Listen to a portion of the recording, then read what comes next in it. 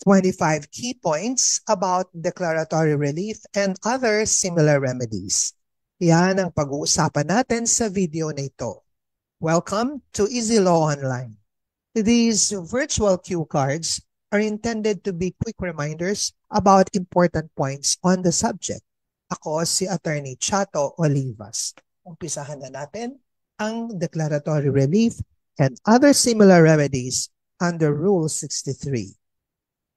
First, we're going to talk about declaratory relief. After this, pag-uusapan natin yung other similar remedies.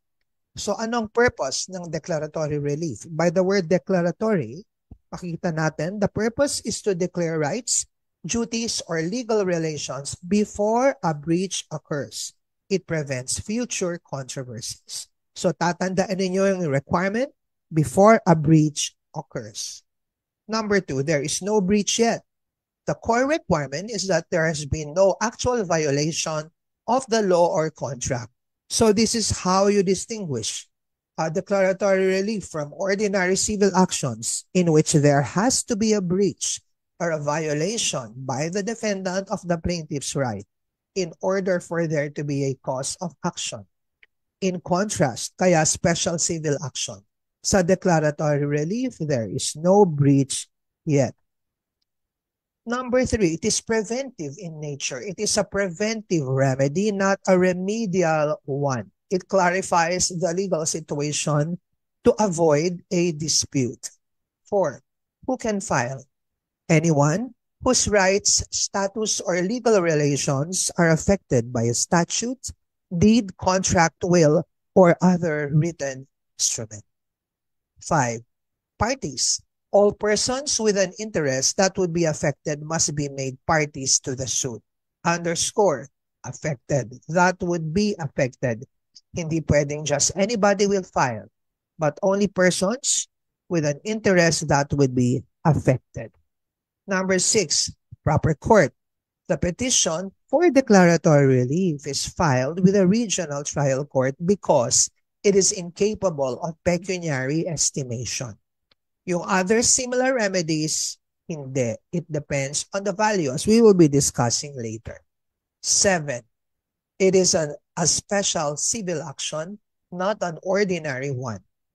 Therefore, you first apply the rules on special civil action, the particular rule applicable to declaratory relief, which is Rule 63. In situations where there are no provisions, you apply the rules on ordinary civil actions in a suppletory manner. Halimbawa, yung rule on verification and rule on certification against non-forum shopping. That will be applicable. Okay, number 8, there must be a justiciable controversy.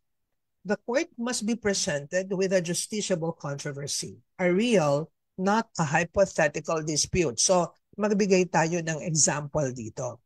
Imagine a person, let's call him Alex, who has an insurance policy for his business. The policy has a clause that excludes coverage for damages caused by, quote, acts of God, close quote. Recently, a new highly contagious virus started spreading, causing temporary business closures in other areas. The insurance company has not yet denied a claim from Alex, and Alex has not yet filed one. However, Alex is concerned that if his business is forced to close due to a government mandate related to the virus, the insurance company will deny his claim, arguing that the virus is an act of God. Alex can file a petition for declaratory relief to have the court interpret the insurance policy and clarify whether a pandemic-related closure falls under the acts of God exclusion. This is a justiciable controversy because there is a real and substantial uncertainty about the parties' rights and duties.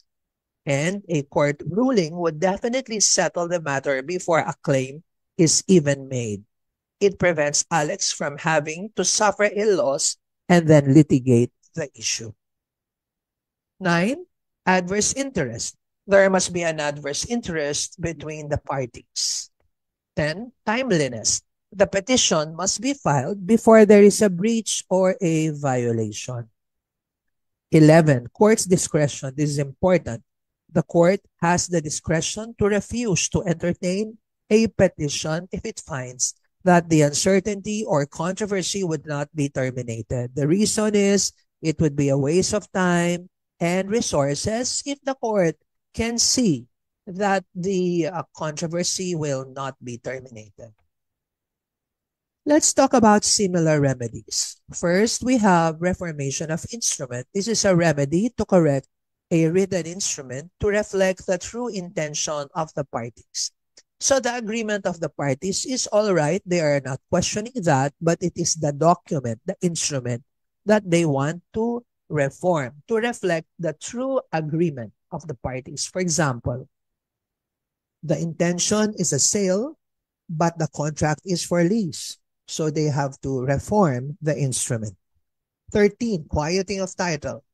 An action to remove a cloud on a title to real property. The cloud is a claim that appears valid but is in fact invalid. For example, real estate mortgage has been paid but the annotation on the title remains. Kailangan maalis, ma-remove yung title, yung annotation na yon. 14. Consolidation of ownership is another similar remedy. This is for vendors a retro, meaning sellers with the right to repurchase, who fail to exercise their right to repurchase. The vendee can file this action to consolidate ownership. Kasi siya naman na talaga yung may-ari because the vendor failed to buy back the property. Okay? Important distinctions. Tingnan natin yung mga ito. Declaratory relief versus ordinary civil action. An ordinary civil action seeks a remedy for a past wrong. Declaratory relief seeks a declaration of rights to prevent a future wrong. So kapag ordinary civil action, there is already a breach. There is already a past wrong. And that is one of the elements of a cause of action in an ordinary civil action. On the other hand, sa declaratory relief, dapat walang breach, dapat walang injury, dapat walang violation. That's why it is intended to prevent a future wrong. Next, conversion to ordinary action. If a breach occurs after the petition for declaratory relief has been filed, but before a final judgment, the court can allow the petition to be converted into an ordinary civil action. What are the key takeaways? There must be no other available relief. There must be no other proceeding in which the adequate relief can be obtained. 18. Rule 63 covers more than just declaratory relief. Remember, the rule also includes reformation of an instrument, quieting of title, and consolidation of ownership. 19. There is no execution, no writ of execution.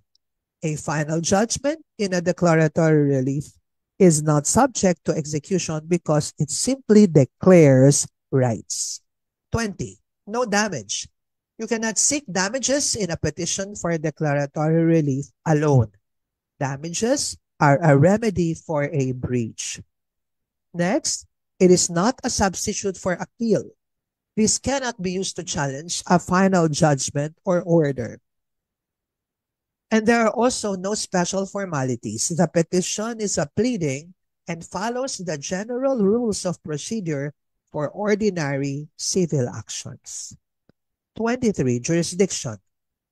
As we said, for declaratory relief, it is the RTC that has jurisdiction because this kind of a proceeding is incapable of pecuniary estimation. But for the three other similar remedies, the RTC has original jurisdiction if the assessed value of the real property is more than 400,000 pesos, where the issue involves title to, interest in, or possession. Now, if it is exactly 400,000 pesos and below, it is the first level courts that will have jurisdiction, meaning the MTCs. Next, Solicitor General, he must be notified by the petitioner when the action involves the validity of a statute, executive order, or regulation, or any other governmental regulation. And finally, the finality of the decision. The decision of the RTC on a petition for declaratory relief is a final order and can be appealed.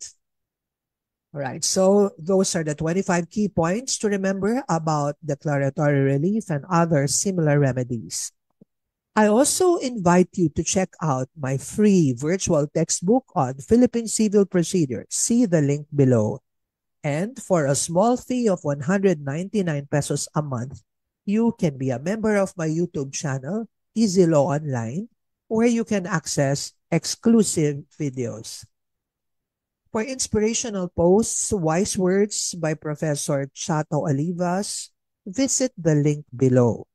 And for prayer requests and online Bible studies, message me in the comment box. Now, this is Easy Law Online. Feel confident when you understand the law. Let's keep learning together. And I'd like to share my favorite Bible verse with you from Micah chapter 6, verse 8. Do justice, love kindness, and walk humbly with God. God bless you.